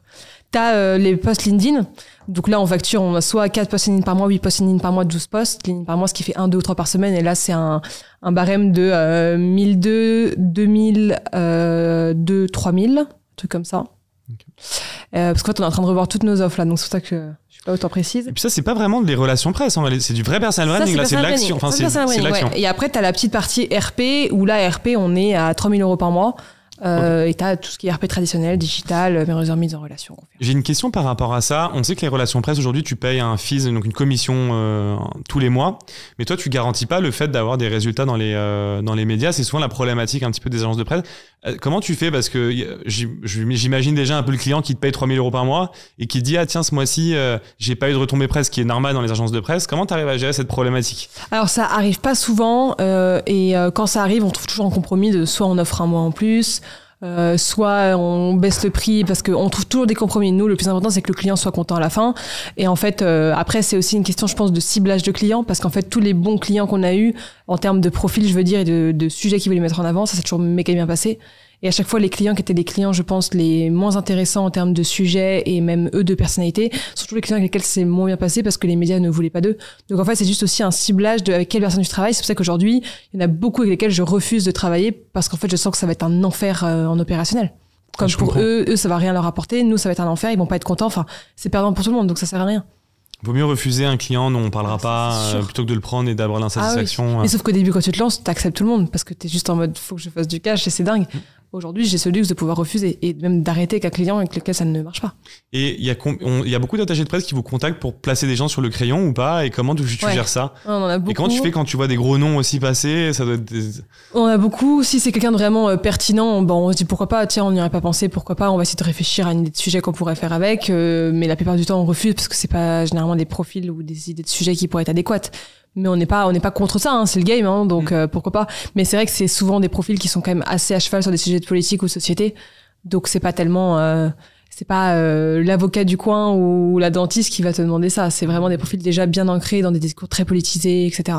Donc toujours des discours très politisés, et donc du coup tout ce qui est entrepreneuriat, etc. Ça c'est des sujets que vous allez un peu moins. Ça va plus être des. On peut le faire sur des sujets, hein, on l'a déjà fait, on peut le faire. C'est juste que encore une fois, nous, en fait, on crée nos sujets soit en fonction des invités, soit on trouve les bons invités en fonction des sujets. Donc, on peut toujours s'adapter. Ça, c'est l'avantage, c'est quand c'est ton média, tu fais ce que tu veux, mais juste tant que ça reste dans la ligne éditoriale. Donc, on va pas commencer à parler de chaussures. Tu vois ce que je veux dire ? C'est pas, non, c'est pas Vu que vous êtes est-ce qu'on peut dire que vous êtes influenceur, toi et Valran, ou pas ? Ouais, si tu veux. Ouais, et est-ce que vous faites des opérations aussi ? Est-ce que vous pouvez gagner de l'argent comme ça ? Parce que vous avez beaucoup d'abonnés. Jules aussi le fait beaucoup. Ok, donc parfois vous avez on vous paye pour faire un post, concrètement. Exactement. Combien vous prenez pour faire un post avec votre niveau de notoriété ? C'est-à-dire plus de 100 000 abonnés, c'est ça ? Alors ouais, sur Insta, plus de 100 000 abonnés. Okay. Moi, je prends 2 000 € pour un réel sur Insta qui est publié sur TikTok avec les stories qui vont avec. Ok. Et après, t'as LinkedIn, où LinkedIn, je prends, ça dépend évidemment des marques et de ce qu'on me demande, mais entre 1 200 et 1 800. Ok. Mais après, parce que LinkedIn, j'ai aussi des stats de malade. Donc, sur LinkedIn ?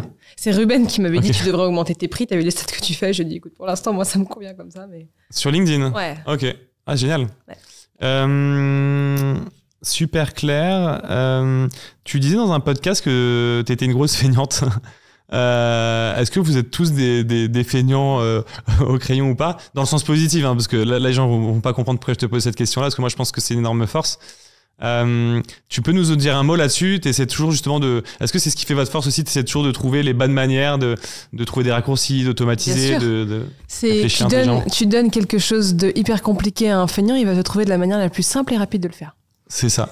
Parce qu'il voudra mettre le moins de temps dessus. Alors que tu donnes un truc hyper compliqué à quelqu'un de hyper rigoureux, il va y passer 4 heures dessus. C'est quoi le truc dont Benoît parlait ? Donc c'est Benoît Dubos qui t'a interviewé, et j'ai oublié, mais je sais pas si tu t'en rappelles de l'anecdote dont il parle. Il parle d'une anecdote où en gros t'as 10 ingénieurs qui essaient de résoudre un problème. Ouais. D'un autre côté, t'as un feignant. Et j'ai pas la suite de l'histoire, mais en gros... le feignant avait plus réussi que le feignant a plus réussi que les 10 ingénieurs parce qu'il était feignant et qu'il voulait trouver une solution pour, je sais pas, avoir de l'air frais dans sa chambre, une connerie, mais...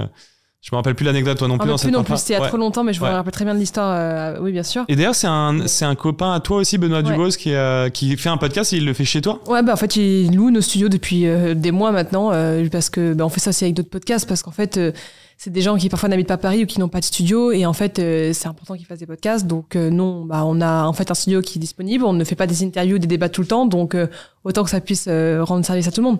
Et en plus, ça fait plaisir parce que du coup, moi, je vois Benoît souvent qui n'habite pas Paris, donc moi, je suis sûre de le voir quand il vient. Ça me fait très plaisir de discuter un peu avec lui, donc c'est génial. C'est top. Peut-être on lui fait un petit clin d'œil avant, parce qu'en off, je disais quelque chose de gentil sur lui et je pense que je peux le redire, ça lui fera plaisir. Moi, j'ai fait beaucoup d'interviews et la personne que j'ai trouvé la plus smart personnellement sur la pertinence des questions, c'était lui, c'était Benoît, parce que il a je pense qu'il est surdoué, mais il est brillant. En tout cas, il est brillant et quand j'ai fait l'interview, en fait, j'ai été c'est la première fois que ça me donne cet effet-là. En fait, j'ai été choqué de à quel point c'était pertinent. C'est-à-dire que moi-même, il m'a fait réfléchir à des choses dans ma boîte et puis c'était aussi structuré. Ouais. En fait, il a réussi à faire un plan pour dérouler la structure de ma boîte Eskimos et du coup, moi-même, il m'a fait monter en compétence sur ma propre boîte. Alors là, je me suis dit, putain, le mec est vraiment fort. Donc voilà, on le redit un peu en... Qu'est-ce que tu en penses, toi, par rapport à ça ? Ouais, j'adore Benoît. Moi, j'adore Benoît. C'est un mec, il fait partie de ces très peu de gens que j'ai autour de moi avec qui je pourrais vraiment discuter pendant des heures et des heures. Et en plus de ça, il est drôle malgré lui. Et il est profondément adorable comme mec. Et bienveillant. En plus, il est accessible, gentil. Un amour. Mais voilà, juste trop smart comme mec. Je sais pas où il va aller, mais à mon avis... il va aller loin. Il est déjà bien loin. Et j'ai eu la chance de rencontrer l'un de ses associés qui s'appelle Jules aussi. Enfin, on a tous les deux un associé qui s'appelle Jules, qui est un autre type de profil. Et du coup, c'est génial parce que je pense qu'il se complète aussi très bien entre associés, ce qui d'ailleurs est très important. Donc, on lui fera un petit reels sur lui, comme ça on lui enverra, on essaiera de le faire baiser. C'est quoi les prochains projets pour ton groupe maintenant ? Tu comptes développer d'autres services ? Est-ce que tu comptes continuer de racheter des médias, mais en même temps, les médias, c'est difficile de gagner de l'argent ? Est-ce que tu n'as pas peur à un moment donné de trop focus sur le média au détriment peut-être de la partie service et d'avoir des problèmes de rentabilité et de chiffre d'affaires ? Non, parce que c'est un peu ce système de média-led compagnie. En fait, c'est le concept de tu développes des communautés bien ciblées et sur des sujets forts et qui peuvent être facilement monétisables. Et après, tu développes un produit ou un bon service autour de ça. Et donc, en fait, là, t'es sûr d'être gagnant à tous les niveaux. Et les Pépites de France en est un très bon exemple. Et en fait, nous, on veut vraiment se développer en tant que groupe média. C'est-à-dire que je pense qu'on aura toujours les agences et le côté régie publicitaire. Mais la vraie force sera sur toutes les communautés qu'on a réussi à accumuler de divers horizons et qui touchent différentes personnes, en fait. Et à la fin, c'est vraiment... voilà, ça se trouve, ça va changer d'ici quelques années. Mais en tout cas, pour l'instant, c'est le projet. C'est vraiment un peu comme un... Reworld Media serait peut-être un bon exemple. C'est pas exactement le même type enfin, c'est la même base. Tu rachètes des médias, etc. Mais c'est un peu ça. Un Reworld Media, accès digital et spécialisé. Exactement. Mais pas exactement la même chose en termes d'offres, mais c'est un peu ça. Ce qui peut faire peur, c'est le côté monétisation, parce qu'on sait qu'avec tous les médias, il y a très peu de groupes de presse qui gagnent vraiment beaucoup d'argent.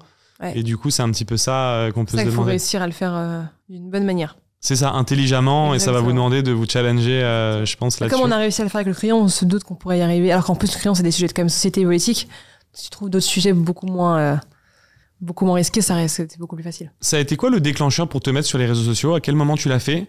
Et est-ce que les premières fois où tu as fait des vidéos face cam, c'était difficile, ou dès le début, tu étais à l'aise et ça t'a foncé, comme tu fais un peu dans tous tes projets? Ou est-ce que les débuts ont été un peu difficiles? Au début, je me suis mise... Après, les garçons, Jules, Valent et Antonin avaient commencé quelques mois avant moi. Jules a commencé à grossir assez vite sur Instagram. Et donc, moi, je me suis dit, bon, allez, il faut que je m'y mette. J'étais un peu gênée. Non, au début, j'étais gênée. Enfin, tu regardes mes premières vidéos qui sont d'ailleurs toujours disponibles. Il y a pas grand-chose qui va dedans. Mais c'est cool. Je l'ai publié quand même. Et puis... en fait, au bout d'un moment, il y en a une qui a explosé un mois et demi après que je me sois mise à fond. C'est vraiment, je postais tous les jours une vidéo. Un mois et demi après, il y en a une qui a explosé, qui a fait genre 800 000 vues, plus 800 000 vues. J'ai gagné 15 000 abonnés en un week-end. Et là, c'est parti.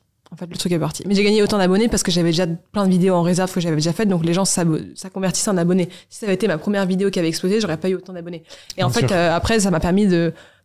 plus me motiver, faire en sorte que je me suis plus concentrée à le faire. J'ai continué. Et en fait, j'ai atteint 100 000 abonnés en 6 mois, même pas. C'est intéressant ce que tu dis, parce que je pense qu'une bonne stratégie sur les réseaux sociaux, c'est de publier quel que soit ton contenu, parce que si tu avais publié que cette vidéo en te concentrant et que tu avais fait 800 000 vues, tu aurais peut-être gagné que 1000 abonnés parce qu'ils n'auraient pas vu tout le reste. Exactement. Et le fait d'avoir une masse aussi de contenu, on se dit que c'est sérieux et là, tu peux gagner des abonnés. Exactement. Donc le conseil, ça pourrait être de publier coûte que coûte ce qu'on a sous la main et pas d'être perfectionniste le possible. Non, surtout pour ça, faut pas être perfectionniste. Voilà, c'est ça. C'est quoi que tu me disais, la perfection, c'est l'ennemi du bien, non? Ouais, voilà. Exactement. Est-ce que justement, tu as des conseils justement pour quelqu'un qui voudrait se lancer sur les réseaux sociaux pour performer? C'est quoi les principaux conseils que tu pourrais donner? D'abord, de choisir le bon réseau social et de se concentrer sur un seul réseau social. Sauf si tu as temps illimité, mais bon, je pense pas que ta personne aura temps illimité. Pourquoi je me permets sur ce point-là? Parce que si tu fais un Reels, par exemple, sur TikTok, tu peux le publier aussi sur YouTube et sur Insta, ça revient au même. Alors, celui-là, oui, d'accord. Si tu pars de ce principe-là, je suis d'accord. Mais après, ça, je suis d'accord. Mais après, t'as forcément des idées de sujets, en tout cas une manière de traiter la chose qui ne sera pas exactement les mêmes résultats en fonction des plateformes, parce que la cible n'est pas exactement la même. Donc oui, évidemment, tu peux publier sur les trois et je t'encourage à le faire. Ça prend très peu de temps de le faire. Je le fais pas sur YouTube, ce qui est d'ailleurs une grosse bêtise, tu vois à quel point je suis flemmarde. Mais effectivement, c'est très utile. Après, moi, quand je dis plutôt ça, c'est, en fait, je pensais dans ma tête plus entre LinkedIn et Instagram. Parce que c'est vrai que je pensais à moi, mon exemple type. C'est juste une question de quel site tu veux t'adresser, pourquoi tu veux le faire. Et en fait, en fonction de ça, tu sais si c'est plutôt B2B, donc t'es plutôt sur LinkedIn, ou en tout cas du B2C bien qualifié, des CSP+, ou en tout cas des gens qui sont dans l'univers du travail. Ou alors, sur Instagram, un vrai B2C, mais là, un B2C qui est beaucoup plus large. Donc, tu vends des bijoux ou des vêtements. Tu vas sur Insta, tu vends des prestations de services de personal branding, de coaching, de machin, va plutôt sur LinkedIn. En fait, c'est aussi en fonction du porte-monnaie que peuvent avoir les gens. Les plus gros, à mon avis, sur LinkedIn. Et en fait, après, en fonction de ça, LinkedIn, tu as de faire une petite ligne éditoriale autour desquelles tu peux avoir plein d'idées de sujets différents. Une idée, un sujet, t'écris un post, tu mets une bonne photo avec, une bonne phrase d'accroche, c'est le plus important. Et un 1500 caractères max, t'épures bien le texte, tu publies le matin et puis c'est good, quoi. Je comprends mieux parce qu'effectivement, il y a des codes sur les réseaux. Il y a des codes. Même sur entre TikTok et Instagram, finalement, c'est pas exactement pareil. Il y a des manières de faire. Donc, je comprends par rapport à ça, de prendre un réseau et de comprendre parfaitement les codes et d'aller en profondeur sur celui-là, celui-ci. Ok, donc premier conseil, prendre un réseau adapté à toi et on va dire le penser. Et ensuite, est-ce que tu as d'autres pistes? Tu produis du contenu à fond, c'est-à-dire que moi, ce que je conseille, c'est tu te prends un jour, une matinée ou une après-midi ou une journée si tu commences que ça prend plus de temps et tu te fais tes 7 contenus de la semaine si tu veux en publier 7 ou X nombre de contenus, mais tu les fais d'un coup. Déjà parce qu'une fois que t'es dedans, t'es dedans. En plus, t'as la bonne tenue, t'as le bon matériel, t'as tout, donc c'est fait. Donc après, t'as juste à le publier, donc c'est beaucoup plus facile. Donc t'es sûr de bien les publier. Et puis parce qu'en fait, sinon t'as souvent ce réflexe que moi, ça fait longtemps que je ne fais plus ça, donc faut pas faire comme moi. Mais moi, à l'époque, je faisais comme ça et c'est comme ça que j'ai explosé. Aujourd'hui, je fais plus ça. Je fais ma vidéo quand j'ai le temps et je la publie, mais du coup, j'en fais quasiment plus parce que j'ai d'autres priorités que m'en occuper. Du coup, Insta, je stagne. Je n'ai pas grossi depuis genre novembre parce que je publie plus, quasiment plus. Mais du coup, c'est là que je m'étais concentrée sur LinkedIn et voilà. Mais c'est vrai que la meilleure manière, c'est toujours de le prévoir, hein, de faire des bons petits batchs en avance. En une journée d'en faire plusieurs et après de publier en masse. D'ailleurs, est-ce que tu as une recommandation sur le Instagram et TikTok du nombre de publications qu'il faut faire par jour? Est-ce que tu peux publier 5 contenus le même jour ou vaut mieux en faire un tous les jours ou un tous les 2 jours? Est-ce que tu as des idées là-dessus? Mieux vaut. Ce qui est le plus important, c'est la régularité, la récurrence. Donc en fait, mieux vaut en publier. Mettons, tu as 5 contenus, mieux vaut en publier un par jour. Si t'en as 14, pour une semaine, 2 par jour, mais pas 5, puis après 1, puis 2, puis après 0. Non, c'est une intelligence artificielle, donc ça comprend la régularité. Donc ce qu'aiment les réseaux sociaux aujourd'hui pour toi, c'est le fait qu'il y ait une même cadence. Exactement. Donc par exemple, si t'as 20 jours et t'en as 20, vaut mieux faire... Ouais.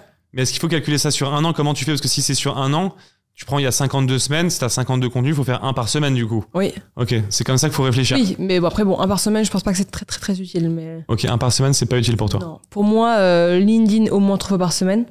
Instagram, si tu veux vraiment bien péter, minimum 5 fois par semaine. Si vraiment tu veux accélérer et faire une grosse cadence, sinon, entre 3 et 7 fois.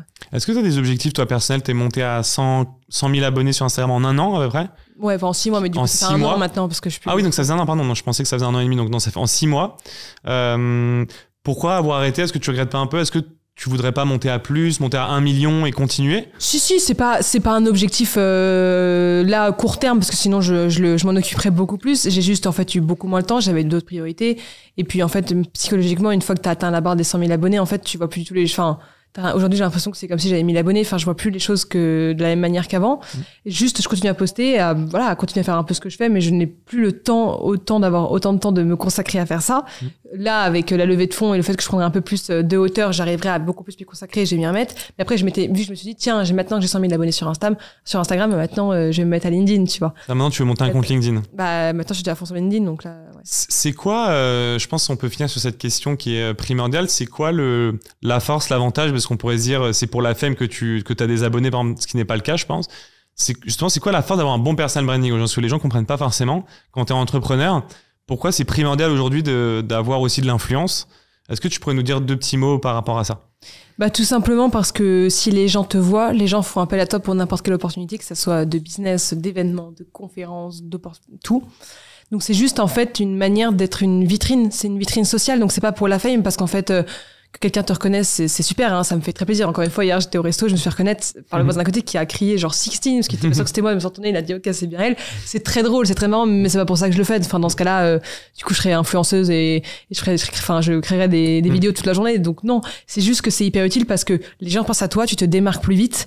Et donc en fait pour le business et d'ailleurs même pour n'importe quel autre aspect dans le sens où si tu veux progresser plus vite, apprendre plus vite, ça t'aide vachement parce que t'es obligé, t'as ce petit accélérateur de allez, tu dois non-stop t'améliorer, apprendre des choses, bouffer du contenu, parce que tu dois toi-même en produire pour d'autres gens. Donc, tu dois te renouveler, tu dois avancer, tu dois t'améliorer. Donc, si toi-même tu ne t'améliores pas, tu pourras pas aider les gens. Donc, en fait, t'as une sorte de ce petit coup de boost aussi de ça. Donc, que ce soit pour toi, pour ton business ou pour les autres, c'est génial. Ça vaut vraiment le coup. Et ce qui est top en plus, c'est que c'est de l'organique, donc c'est pas payant, c'est gratuit. Jamais. C'est de la visibilité, du marketing gratuit. Ça, faut jamais payer ou acheter des abonnés. Genre vraiment, ou alors vraiment le faire. Parce que ça peut tuer ton compte, tu peux être shadowban et ça veut dire que tu publies et après on ne voit même plus. C'est ça, mais c'est surtout même pas ça, c'est que surtout au bout d'un moment la plateforme va comprendre que t'es un bon payeur et donc en fait va mettre en avant les vidéos que quand tu vas payer, ne mettra plus en avant tes vidéos organiques. Et donc, en fait, tu vas te faire défoncer par l'algorithme. Et en fait, ce que je trouve intéressant, c'est que quand tu as une boîte, par exemple, plutôt que d'avoir des budgets marketing, si le CEO, tu vois, est influenceur, d'une certaine manière, tu peux réduire tes coûts marketing, bien sûr, améliorer ta marge, ta rentabilité et effectivement générer toujours autant de business mais c'est sûr, gratuitement. C'est un investissement qui est tellement rentable. C'est pour ça qu'on le propose en tant que service, parce que je suis profondément convaincu de ça. Je le vois bien sur moi tous les jours. C'est hallucinant ce que ça te rapporte comme opportunité. Ouais, ça te fait, t'as beaucoup de leads, tu reçois beaucoup de leads aujourd'hui grâce à ça. Je ne fais plus aucune prospection. C'est là d'ailleurs, j'ai pas trié mes messages sur LinkedIn. J'en dois avoir, j'ai eu mon anniversaire, donc j'ai 300 messages joyeux anniversaire, mais du coup, je dois louper pas mal de leads là d'ailleurs à cause de ça. Mais c'est monstrueux. Tu t'inverses les rôles en fait. C'est comme de la séduction. T'inverses les rôles. Génial. Si les gens veulent te retrouver, du coup, est-ce qu'ils peuvent te contacter s'ils ont envie de passer par ton agence pour faire des relations presse sur LinkedIn? Ok. Est-ce qu'on a étudié un petit peu tous les sujets ou il y aurait d'autres choses que tu trouvais intéressantes d'aborder comme sujet? Non, là, franchement, t'as bien fait le tour de tout. J'ai bien taffé. Ok. Ouais, t'as bien taffé. Ok, on a bien taffé. Génial. Bon, en tout cas, je suis impressionné de votre bande. Il faudra leur donner un nom à votre bande. Là, vous êtes une petite dizaine. On appelait ça à la cool. À la cool. Et tout le monde lance ses business ou pas dans ce groupe-là alors? Parce qu'il y a Jules Simian. Il vient de lever des fonds. Ouais. Pour une boîte qui s'appelle Extra Student. Extra Student. Qui est un réseau d'entraide scolaire. Ok, un réseau d'entraide scolaire. Il a quel âge? Il a 21 ans. Il a 21 ans et il vient de lever 1,3 million, 1,3 million. Maxime Pinchot, lui, il a plus de 500 000 abonnés, enfin plus des millions, pardon, sur tous les réseaux confondus. Et lui, il est en train de lancer un business aussi, il me semble, non? Oui, un petit business, mais pour l'instant, il est surtout encore étudiant. Il est encore étudiant, mais il a le SCP, mais je sais qu'il lance. Il a aussi une agence un peu pour aider en personal branding. Il la met un petit peu sur le côté pour l'instant, mais.